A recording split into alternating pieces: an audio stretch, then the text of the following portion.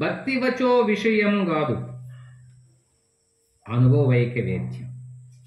అంటే భక్తి వచో విషయం కాదయా, భక్తి అనుభవైక వేద్యం. అనగా భక్తి అనగా మాటలలో చెప్పేది కాదు నాన్న, అది వారి వారి అనుభవానికి రావాల్సిందేనయా అని రమణులు ఈ శివానందలహరిలో 6వ శ్లోకానికి చెబుతున్నాడు. దానికి ఆయన ఏం చెప్పారో ఆయన మాటల్లోనే విన్నాం. 4. భక్తి వచో విషయం కాదు, అనుభవైక వేద్యము. ఇందులో తర్కవాదముల ప్రయోజనము ఏమున్నది? తార్కికులకు అభిమాన్యములైన ఘటపటాలు బ్రాకెట్లో తర్కంలో ఘటము అంటే కుండ, పటము వస్త్రము ఉదాహరణలు ఎక్కువగా వాడుతారు. కష్టాలకు ఆదుకొనవు, వాని తల పోతలతో చర్చలతో నీవు వ్యర్థుడ ఒకటి ఎందుకు? వాక్ అవయవానికి శ్రమ తగ్గించు, ప్రభు చరణాలు ఆశ్రయించు, అమృతం ఆస్వాదించు. ఆయన భక్తి అనేది మాటల్లో కాదు నాన్న, కదా నాన్న. భక్తి అనేది ఈ గణేశ ఉత్సవాల్లో పెద్ద పెద్ద డీజే పాటలు పెట్టి ఆ విఘ్నేశ్వర స్వామికే చెవులు పగిలిపోయేటట్లుగా పాడడం కాదు. పెద్ద పెద్ద మైకులు ఏర్పాటు చేసి సౌండ్ పొల్యూషన్ ఏర్పాటు చేయడం కాదు. మాటలు తగ్గించు, మౌనాన్ని పాటించు. మాటలు తగ్గించు, మౌనాన్ని పాటించవయ్యా. హృదయ భాష విను, లోపలికి తొంగి చూడు, అంతర్యామిని ఆలోచించు. దాన్ని భక్తి అంటారే కానీ ఏదో వాక్ రూపములో వెలువడి పుంకాలుగా శ్లోకాలు వల్లించడం, తర్కాలు చేయడం, వాదాలు చేయడం, నీవెంత నీకేమి తెలుసు అనడం, ఇవన్నీ కూడా భక్తి కాదు. రమణ మహర్షి ఏం వాదించాడని? యావత్ ప్రపంచమంతా ఆయన మౌనాన్ని అనుసరించింది కదా, మరి ఏమి? కాబట్టి మౌనమే దాని భాష. మౌనానికి ఉన్న శక్తి మాటకు లేదు కదా.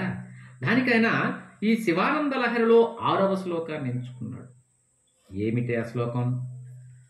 ఘటోవా మృత్పిండో ప్యనురపి చ ధూమోగ్నిరచల పటోవా తంతుర్వా పరిహరతి కిం ఘోర శమనం వృధా కంఠక్షోభం వహసి తరసా తర్కవచస పదాం భోజం శంభోర్భజ పరమ సౌఖ్యం వ్రజ సుధీహి.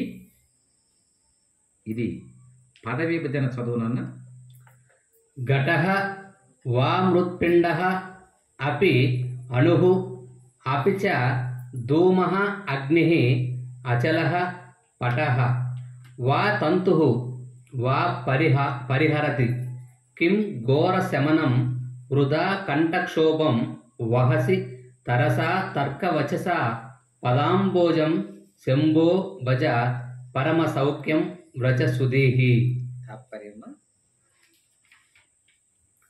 ఓ తర్కశాస్త్ర పండితుడా, ఘటము, మట్టి ముద్ద, అణువు, పొగ, అగ్ని, పర్వతము, వస్త్రము వంటి తర్కశాస్త్ర పదములలో ఏవియూ కూడా భయంకరమైన మృత్యువును తొలగింపలేవు.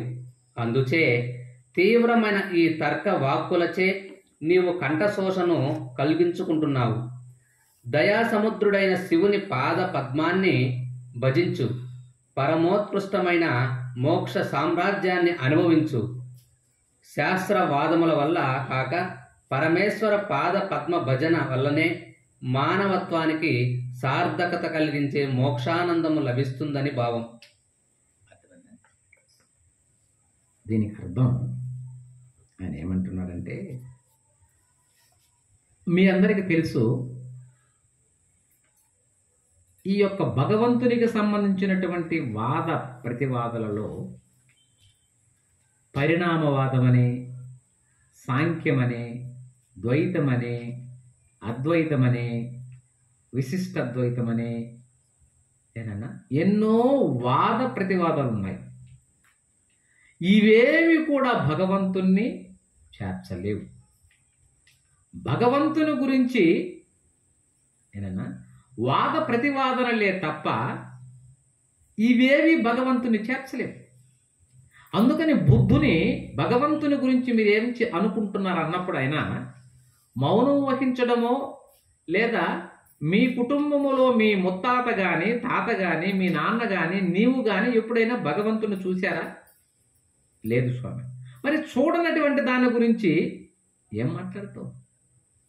కాబట్టి ఉన్న దాని గురించి మాట్లాడవయ్యా, లేని దాని గురించి, కనబడని దాని గురించి ఎందుకు అని అన్నాడంటే, లేడు భగవంతుడు లేడని కాదు బుద్ధుడి యొక్క ఆలోచన. వీళ్ళు అంత దూరం ఎదగలేకపోతున్నారే, తనలోనే ఉన్నటువంటి భగవంతుడిని తెలుసుకోలేక ఎక్కడో ఉన్నటువంటి భగవంతుని గురించి మాట్లాడుతున్నారని బుద్ధుడు హాస్యాస్పదంగా మాట్లాడాడు. ఏనన్నా? కాబట్టి మనకు దీనిలో చాలామంది వాగాడంబరముతో ఈ వాక్కును దుర్వినియోగం చేసుకుంటున్నారు. అందుకనే శంకరులు మనకు చెప్పింది, మనం ప్రతి ఆదివారం ఆశ్రమంలో చెప్పుతున్నామే భజగోవింద శ్లోకం ఒక్కొక్కటి. ఏనన్నా? డుక్రున్కరణే నహి రక్షతు డుక్రున్కరణే అంటే ఏమని? అయా, ఈ వ్యాకరణము, పాండిత్యము ఇవేమి కూడా నీ మోక్ష సామ్రాజ్యాన్ని, జీవన్ముక్తిని కలిగించవు. ఈ వాద ప్రతివాదములు, దీనిలో తార్కికులు అన్నటువంటి వాళ్ళు తర్కవాదంలో ఘటపటాదులు ఎందుకంటారంటే, ఘటం అంటే కుండ. ఈ కుండ దేంతో తయారు చేశారు? మట్టి కుండ ఒకటేనయా, దీన్నే కార్యకారణ సిద్ధాంతం అని. పటం అంటే నూలు, వస్త్రం, ఇవి రెండుగా కనిపిస్తున్న ఒకటే కదయా, అది వేరు ఇది వేరు. ఈ విధంగా ఈ తర్కవాదములలో ఘటము, పటము, బంగారము, ఆభరణము ఏనన్నా ఇవి ఎక్కువగా ఉపయోగిస్తుంటారు. ఈ వాద ప్రతివాదనల వలన మౌనం నీకు అర్థం కాదు, హృదయం నీకు అర్థం కాదు. వీటిని పక్కన పెట్టి ఏనన్నా నిజంగా నీవు చర్చలతో వ్యర్థం చెయ్యకుండా వాక్కుకు శ్రమ తగ్గించి మౌనంగా ఉండి లోపల ఉన్నటువంటి హృదయాన్ని, ఇక్కడే ఉన్నాడు పరమాత్మను అర్థం చేసుకోవడానికి ప్రయత్నించండి అయ్యా ఏనన్నా అని మహానుభావులు మనకెందరో చెప్పారు. కాబట్టి వాదములతోనూ వీటితో కాలాన్ని వ్యర్థం చేయవద్దు. దీనికి శ్రీరామకృష్ణ పరమహంసుల వారు చక్కగా బోధామృతంలో కథ చెప్పారు. ఒక పడవవాడు పండితుడిని తీసుకొని నది దాటిస్తున్నాడు. మనందరికి తెలిసిన కథే అది, ప్రపంచానికి ప్రసిద్ధమైన కథే, అందరికీ తెలిసింది. దాని అర్థం కూడా ఇదే. ఈ పండితుడు నది మధ్యలోకి వెళ్ళిన తర్వాత, ఏమోయ్ పడవ వాడిని అడుగుతున్నాడు, నీవేమైనా అక్షరాలు నేర్చుకున్నావా అని అడిగాడు. అబే లేదు స్వామి, నేను బడికే పోలేదయ్యా. అయ్యో, నీ జీవితం వ్యర్థమైందా? 25 భాగాలు వ్యర్థమైపోయింది అంటే 1/4 భాగం వ్యర్థమైంది. మళ్ళీ కొద్ది దూరం వెళ్ళి ఆ రామాయణ భారతాలు, భాగవతాలు ఏమన్నా విన్నావా? తెలియదు కదా. లేదు స్వామి, నేను ఎక్కడ విన్నాను. అయ్యో, సగం భాగం జీవితం వ్యర్థమేరా. మళ్ళీ నడిచి ఆ పోతే పోయింది, పూజలు ఇత్యాదికలు, దేవాలయానికి వెళ్ళడాలు ఏమన్నా తెలుసా? అవి కూడా ఏమి తెలియదు స్వామి. అయ్యో, 75 వంతు నీ జీవితం వృధా అయిపోయిందయ్యా. తర్వాత కొంత దూరం వెళ్ళిన తర్వాత, స్వామి మీకు ఈత తెలుసా అని ఆ పడవవాడు అడిగాడు. అయ్యో నాకు తెలియదే అన్నాడు.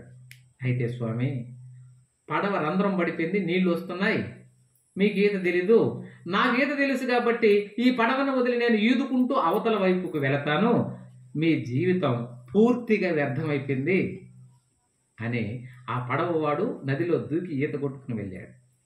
ఇది కథలో ఉన్న అర్థం ఏంటంటే, నేను ఇన్ని చదివాను, నాకు ఇన్ని తర్కములు తెలుసు, ఇన్ని వాద ప్రతివాదనలు తెలుసు, ఘటపటాదులు తెలుసు, నేను మహాపండిత సభలో మాట్లాడాను, ఇన్ని శ్లోకాలు తెలుసు, గడగడ చెప్పగలను, ఇవేవి కూడా ఆ నదిలో నుంచి ఆయన దాటించుటకు ఉపయోగపడలేదు. నదిని దాటించగలిగింది ఈత. ఆ రకంగా భగవంతునిపై నిజమైనటువంటి భక్తి, నిజమైన ప్రేమ, నిస్వార్థమైనటువంటి పరమ భక్తి కలిగి ఉండాలి. ఈ పరమ భక్తి కలిగి ఉండడం ఇది పేరు ప్రఖ్యాతులు కోరుకోదు ఏనన్నా. ఇక ఏమీ కోరుకోదు. రకరకాలైనటువంటి బాహ్యాడంబరాలు దీనిలో కనపడవు. వీళ్ళు మౌనంగా నిరాడంబరంగా భగవంతునిపై మనసు నిలిపి ఉంటారు ఇటువంటి భక్తులు. అటువంటి భక్తిని సంతరించుకో బాబు. ఎందుకు ఈ వాద ప్రతివాదనలు? దీనికి బుద్ధుణ్ణి ఈ వాద ప్రతివాదనలు చేసుకుంటూ ఒక ముగ్గురు యువకులు పోయి అడుగుతారు, స్వామి నాది ఒక వాదం, ద్వైతమో ఏదో చెప్తాడు అతను. ఇంకొకటి ఇది ఈ వాదం, ఏదో పరిణామవాదం, తార్కికవాదం, సాంఖ్యవాదం, ఇలా ముగ్గురు యువకులు కొట్లాడుకొని దీనిలో ఏది సత్యము అని అడిగారు బుద్ధుడిని. దానికి బుద్ధుడు నవ్వి, కూర్చోండి కూర్చోండి, నీకు ఒక విషయం చెప్తానయా. ఒక యువకుడు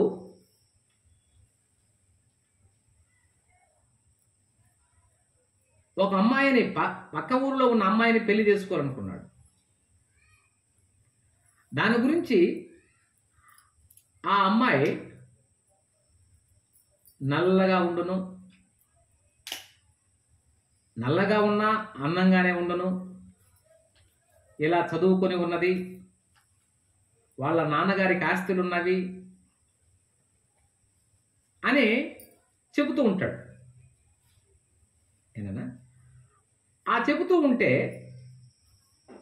నీకు ఆ అమ్మాయి తెలుసా అని ఇంకొక అబ్బాయిని అడుగుతుంటాడు. ఆ అమ్మాయి నచ్చిందా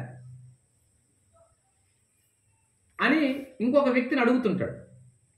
ఎవర్రా నాకు చెప్పంటే, నల్లగా ఉండును, నల్లగా ఉన్నా అందంగా ఉండును, మళ్ళీ ఇదే చెప్తుంటాడు. ఎవరు ఆ అమ్మాయి నాకు అడ్రస్ చెప్పంటే, నేను కూడా చూడలేదు, నాకు కూడా తెలియదు, ఇలా ఉన్నదని అనుకుంటున్నారు, నేను చెబుతున్నాను అని అన్నాడు. ఒరే పిచ్చివాడా, నీకే తెలియదు, ఎవరో చెబితే విన్నావు, ఆ అమ్మాయిని నువ్వు నచ్చావని నన్ను అడుగుతున్నావు, వెర్రి ముఖమా, ఇది అబద్ధమరా, ఇలా ఉంటుందా, నీకే తెలియనటువంటి అమ్మాయిని గురించి ఇంత వాగ్వివాదం ఎందుకురా అన్నట్లుందయా.